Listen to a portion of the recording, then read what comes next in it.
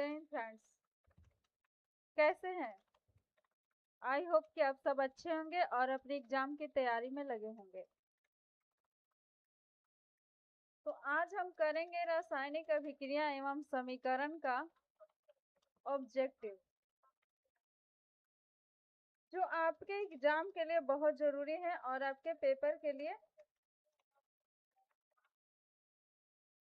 तो आइए हम देखते हैं फर्स्ट क्वेश्चन। फर्स्ट है हमारा, रासायनिक अभिक्रिया में सामान्यतः क्या होता है। फर्स्ट है आपका कि नए पदार्थ का निर्माण।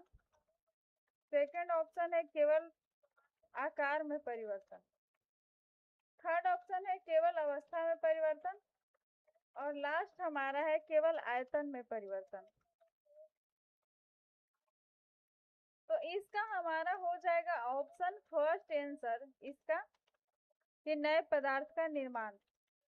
जब भी हम कोई भी रासायनिक अभिक्रिया कराते हैं तो उसमें क्या होता है आपका, कि नए पदार्थ का निर्माण होता है।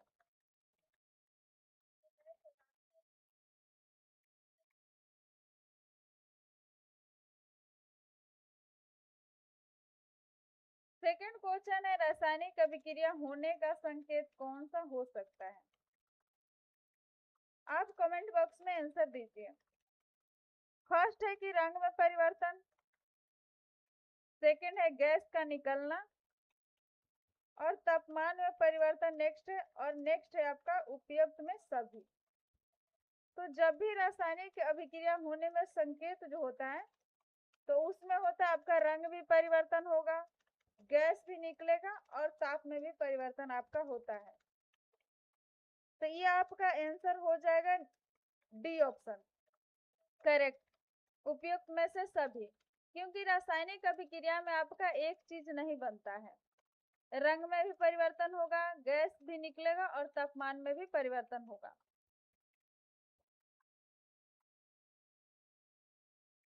नेक्स्ट है आपका क्वेश्चन कि रासायनिक समीकरण में अभिकारक किस ओर लिखे जाते हैं।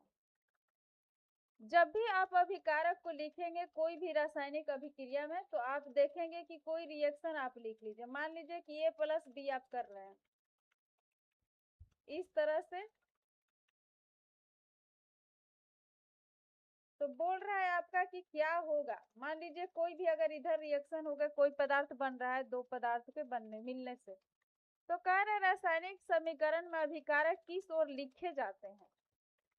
तो आप दाईं तरफ लिखेंगे अभिकारक को, या फिर लिखेंगे आप बाईं तरफ, या ऊपर या नीचे।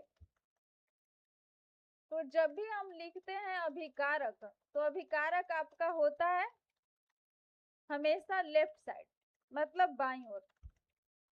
तो आंसर आपका बी करेक्ट हो जाएगा।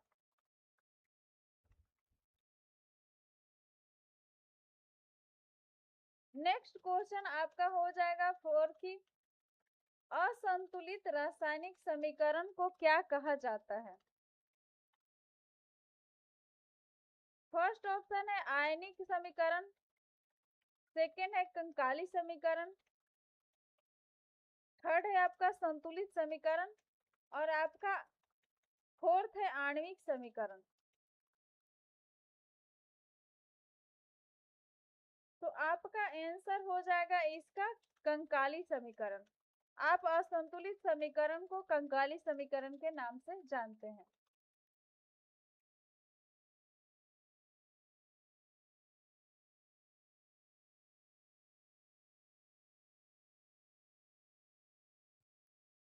नेक्स्ट है आपका पांचवा क्वेश्चन, रासायनिक समीकरण को संतुलित करने का मुख्य आधार क्या है। ऑप्शन है फर्स्ट में ऊर्जा संरक्षण का नियम, बी है द्रव्यमान संरक्षण का नियम, नेक्स्ट है आपका सी की गति का नियम, और फोर्थ ऑप्शन है आपका गुरुत्वाकर्षण का नियम। तो आपका इसमें करेक्ट आंसर हो जाएगा द्रव्यमान संरक्षण का नियम।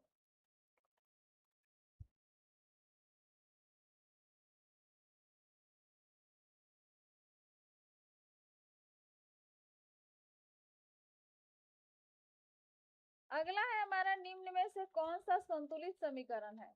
तो संतुलित बर्नौली समीकरण आप देख लीजिए कि जिसका परमाणु जो यहाँ दिया हुआ है सेम होना चाहिए। तो H2 प्लस O2 बराबर H2O, या फिर बी ऑप्शन है 2H2O प्लस O2 बराबर 2H2O। सी आपका ऑप्शन है H2 प्लस 2H2O2 बराबर H2O, या डी ऑप्शन। तो आप इसमें से कौन सा आंसर आपका हो सकता है सही करेक्ट, तो आपका इसमें आंसर देख लीजिए। यहाँ हाइड्रोजन का 2 परमाणु, ऑक्सीजन का 2, तो दोनों का 2-2 होना चाहिए, तो यहाँ ऑक्सीजन एक ही है। इस तरह से आपका यहाँ देखिए 4 हाइड्रोजन है, तो यहाँ भी 4 है, ऑक्सीजन 2 है, तो आपका यहाँ 2 मतलब यहाँ के लिए काम भी कर रहा है। तो ये आपका आंसर करेक्ट हो जाएगा बी ऑप्शन।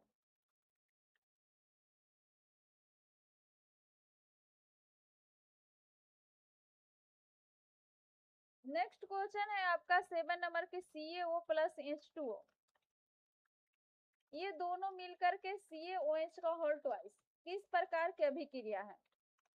तो ये आपका फर्स्ट है वियोजन, सेकंड है आपका संयोजन, या सी है विस्थापन, और चौथा है आपका द्विविस्थापन।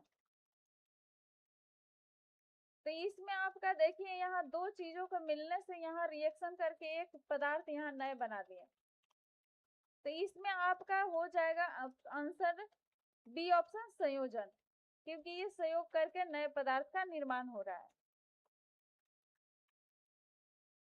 नेक्स्ट है आपका 8 नंबर क्वेश्चन की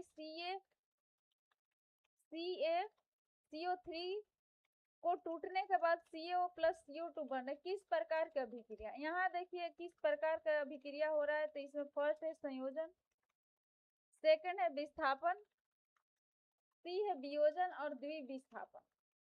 तो यहाँ देखिए एक पदार्थ को टूटने से दो पदार्थ बन रहे हैं, तो यह आपका वियोजन अभिक्रिया होगा, सी ऑप्शन करेक्ट हो जाएगा आपका।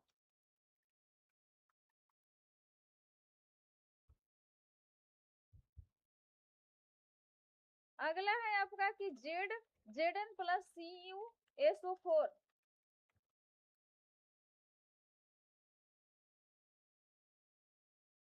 को आपने रिएक्शन करवाया तो ZnSO4 प्लस Cu बना, किस प्रकार की अभिक्रिया है।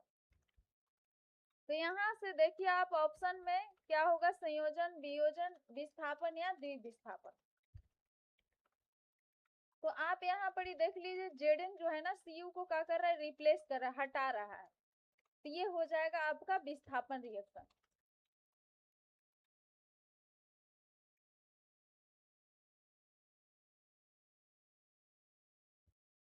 आपका अगला है कि BaCl2 प्लस में Na2SO4, ये रिएक्शन करके BaSO4 बना लिया, और ये आपका 2NaCl किस प्रकार की अभिक्रिया है। तो यहाँ देख लीजिए ऑप्शन संयोजन, नेक्स्ट है वियोजन, सी है विस्थापन या द्विविस्थापन।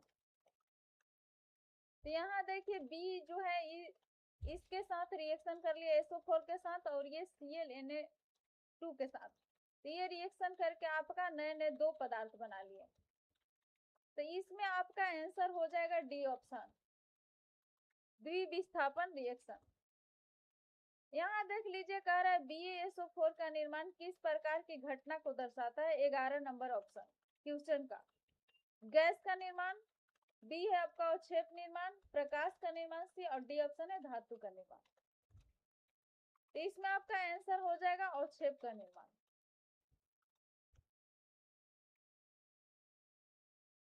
अगला आपका क्वेश्चन है कि किसी पदार्थ में ऑक्सीजन का जुड़ना कहलाता है।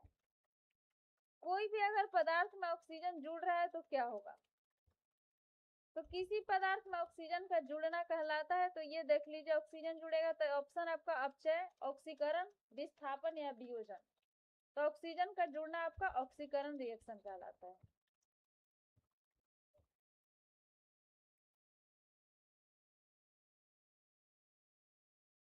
नेक्स्ट क्वेश्चन है आपका,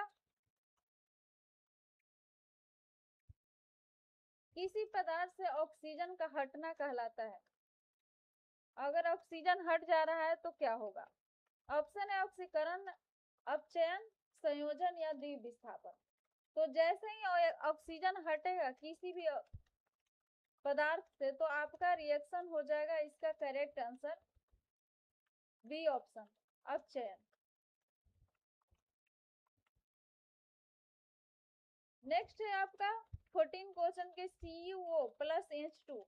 यहाँ देखिए ये दोनों रिएक्शन करके ये पदार्थ बना है। Cu प्लस H2O में CuO का क्या होता है? तो यहाँ पर जो रिएक्शन और CuO का, तो यहाँ से देखिए ऑक्सीजन हट गया, तो आपका रिएक्शन कौन सा होगा? ऑक्सीकरण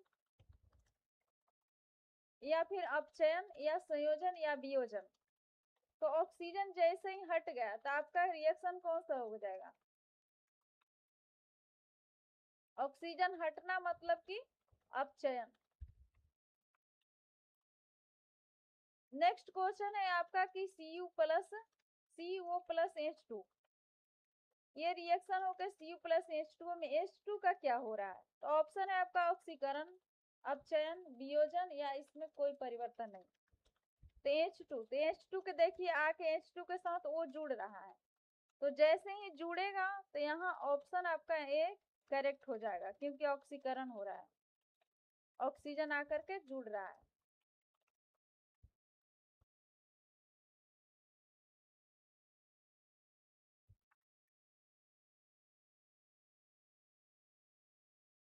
नेक्स्ट क्वेश्चन है आपका कि जिस अभिक्रिया में ऑक्सीकरण और अपचयन दोनों साथ साथ होते हैं उसे क्या कहते हैं? फर्स्ट है आपका संयोजन अभिक्रिया, सेकंड है वियोजन और थर्ड है रेडॉक्स अभिक्रिया और डी है द्विविस्थापन अभिक्रिया। आपका इसका करेक्ट आंसर हो जाएगा रेडॉक्स अभिक्रिया, सी ऑप्शन, क्योंकि दोनों साथ साथ हो रहा है, ऑक्सीकरण और अपचयन। नेक्स्ट क्वेश्चन है रासायनिक समीकरण को अधिक उपयोगी बनाने के लिए क्या दर्शाया जा सकता है? फर्स्ट ऑप्शन है पदार्थ की भौतिक अवस्था, सेकंड है अभिक्रिया की आवश्यक परिस्थितियां, सी है ताप या दाब आदि या उपयुक्त में सभी। तो आपका करेक्ट आंसर इसका हो जाएगा सभी, उपयुक्त में सभी, क्योंकि रासायनिक समीकरण जो होता है उसको अधिक उपयोग बनाने के लिए आपको पदार्थ की भौतिक अवस्था, अभिक्रिया की आवश्यकता, आवश्यक परिस्थितियां, ताप, दाब सभी जरूरी है। नेक्स्ट क्वेश्चन है कि गैसीय अवस्था को रासायनिक समीकरण में किस संकेत से दर्शाते हैं? गैसीय अवस्था को, तो गैसीय के लिए हम लेंगे एस को या फिर आई, सी ऑप्शन जी है आपका और डी है एक क्यू। तो इसका करेक्ट आंसर आपका हो जाएगा जी, गैस को हम जी से इंडिकेट करते हैं, दर्शाते हैं।